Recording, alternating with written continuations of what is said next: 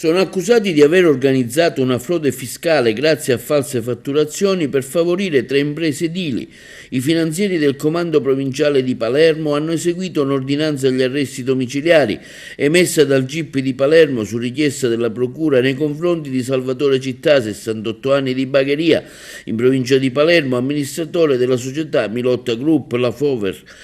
e l'Ecofer SRL, Gianfranco Milotta, 46 anni, di Alcamo, amministratore di diritto e di fatto della Milotta Group, della Lavofer e della Lecofer. Per Giacinto Sciortino, di 47 anni, residente a Bagheria, il GIP ha disposto l'obbligo di dimora. Gli indagati in totale sono 24, tra persone fisiche e giuridiche, accusati a vario titolo dei reati di associazione a delinquere per dichiarazione fraudolenta mediante utilizzo di fatture false, occultamento, distruzione di documenti contabili, autoriciclaggio, omessa dichiarazione indebita, compensazione e omesso versamento.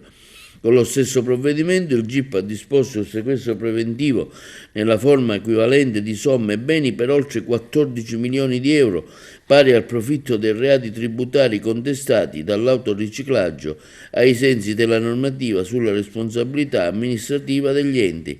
Le indagini sono state condotte dagli investigatori del Nucleo di Polizia Economico-Finanziaria di Palermo, avrebbero permesso di scoprire l'esistenza di un'organizzazione criminale che dal 2016 al 2020 si sarebbe avvalsa di un consulente fiscale palermitano per favorire 3 società specializzate nel commercio di materiali per l'edilizia, riconducibili a un imprenditore di Alcamo. Collato sistema avrebbe generato false fatturazioni per oltre 37 milioni di euro, utilizzati 22 società cartiere in Sicilia, ma anche in Lombardia, Veneto e Puglia. Le aziende che utilizzavano le false fatturazioni, una volta incamerati gli indebiti vantaggi fiscali, venivano svuotate dal compendio societario, trasferito ad altre imprese neocostituite, successivamente messe in liquidazione e fittiziamente trasferite all'estero, in Russia e Bielorussia, per rendere particolarmente difficoltosi gli accertamenti del fisco. La documentazione contabile veniva sempre distrutta, il meccanismo creato, oltre ad abbattere le imposte dovute per oltre 9 milioni di euro, avrebbe consentito anche la creazione di un ingente credito IVA